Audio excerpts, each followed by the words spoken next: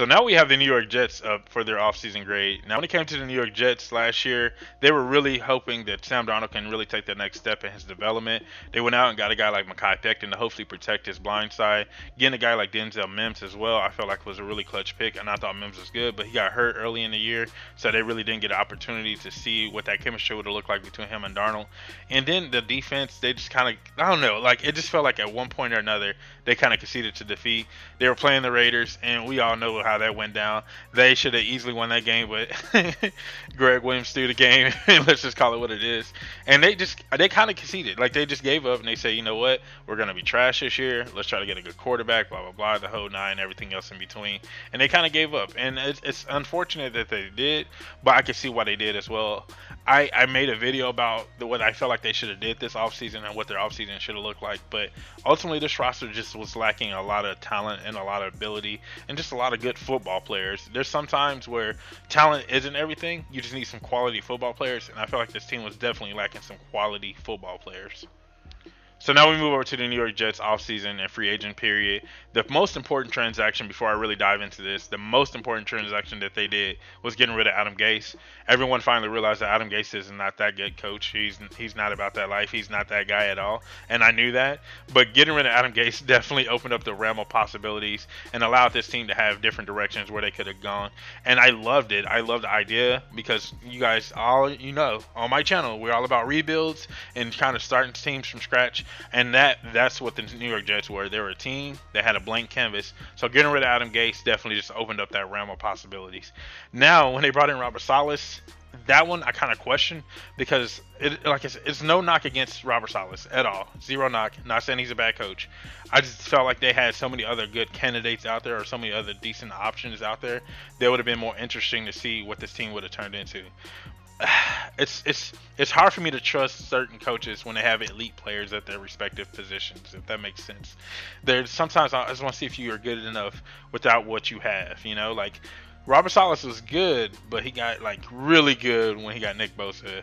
But I know he was always in that category for head coaching position, so I get it. Whatever, it is what it is. They brought in Robert Saleh as their head coach, and then they go into the offseason. They pick up a guy in Corey Davis who was looking for a new contract anyway, and it was his time to get paid. So they pick up a guy in Corey Davis. Hopefully he can stay healthy. And they still got Denzel Mims there, which is really good too. Getting a guy like Carl Lawson is going to add some pass rush to that defense. Sorry, and that was something that I was really interested in too. I felt like this defense was missing some of that pass rush, that elite strength up front, and Carl Lawson is going to add that to him. Bringing in Gerard Davis on a one-year deal is really good too, because we know that he hasn't been the most healthiest guy and throughout the course of his career. So bringing him on a one-year prove-it deal, hopefully he stays healthy. You still got CJ Mosley, who's coming back off of his COVID opt-out. Yeah, COVID opt-out. And so you get CJ Mosley coming back. You get a couple of good bodies back now, and that's what that team was really missing, with some guys that just opted out. And then LaMarcus Joyner, I think, is a safety that really doesn't get enough credit for what he does, but I feel like he's a decent safety as well. Dan Finney was a guard that I was really high on, and I actually think that is a really good guard, so I'm kind of excited that they brought him in for the one-year deal. Tyler Croft, sorry, is a tight end that they're just gonna, add more depth and hopefully some competition at the tight end position. Shelton Rankins on a 2-year deal. Hopefully he stays healthy. I think that's been a knock on him for the last couple of seasons. He just really hasn't been. He's getting kind of banged up for the Saints. But if Rankins can stay healthy with Quentin Williams there in the middle of that defense, that's going to be something dangerous with Carl Lawson on that defensive front. So Robert Saleh is now building that defensive front to what he's accustomed to having. Bringing a guy like Tevin Coleman, I think the offense, in a way that offense is going to be trending, having a young quarterback, they're going to need a good firm running game. And Tevin Coleman, me personally, after he left Atlanta, and I thought it was time for Coleman to shine. I was ready for him because he was behind Devonta Freeman. And I was like, okay, now Tevin Coleman is going to be the guy. And he just has not gotten to that point where he just blown up yet to be that feature running back. So hopefully this is his opportunity to blow up and become that guy. And that's, we'll have to stop right there because we're not going to go past April. They didn't have anything in May.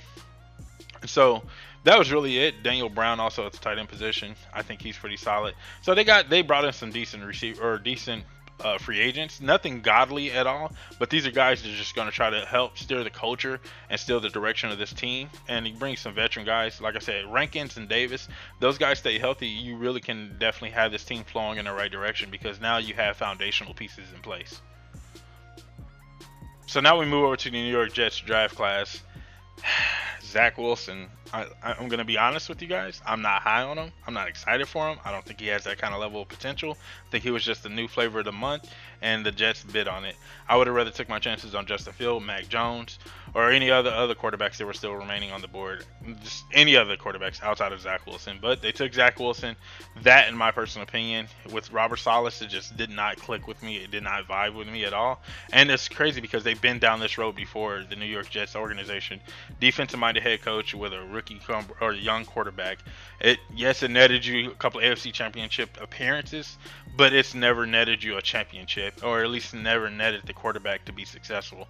Not saying it's going to be the same situation as the Sanchez and the Ryan era, but the Salas and Wilson era is going to be really interesting, something I'm going to keep my eye on. And hopefully it does work out. Hopefully I'm wrong. Everybody doesn't, I don't want to be right about this, but it just kind of doesn't sit right with me because we've seen this story before. Getting Elijah Vera Tucker as well, that's extremely clutch. Put him at the guard position. Every time I see an offensive lineman in the first, second round, I'm geeked up for it all the time. So getting Elijah Vera Tucker, now you sit him next to maybe Mekhi Becton, and that left side just becomes really firm and solid, and something that you can really lean on when it comes time to running that ball. Michael Carter was a new North Carolina running back. When I was doing my research on Javonte Williams, I was excited for both of those guys. So getting Michael Carter in the fourth round, I felt like was an absolute steal at this point. And so they're adding Elijah Moore in the second round, another good Mississippi receiver or Ole Miss receiver that I felt like could add some talent to this roster, because like I said, the roster was missing quality football players and also had a lack of talent. So getting a guy like Elijah Moore is just going to add some talent to this roster and allow this offense to possibly be a little bit more explosive.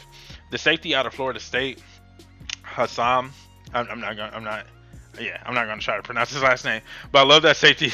I loved him. I thought he was actually a really good safety, a good box safety, and hopefully can fill that void of Jamal Adams. Not saying he's going to be Jamal Adams, but at least fills that void and at least has something there in that secondary, because this secondary, let's call it like we see it, is very questionable with the Jets. And that's why I thought they should have went Patrick Surtain in the first round, but that's just me. Whatever. They got Zach Wilson. But getting the safety, though, trying to revamp this secondary. I love their defensive front seven, though. I think it's going to be something to be reckoned with getting guys like C.J. Mosley back, Jared Davis, Sheldon Rankins, and some of the other guys that they have there, Quentin Williams. So I'm going to be really excited to see what that front seven is going to look like, but the secondary, I think, is definitely going to have its moments where it can be had. And yeah, that's it for their draft. I can see all the notable guys that I was looking at. Like I said, Elijah Vera Tucker, love it. Zach Wilson, I'm gonna let y'all know right now.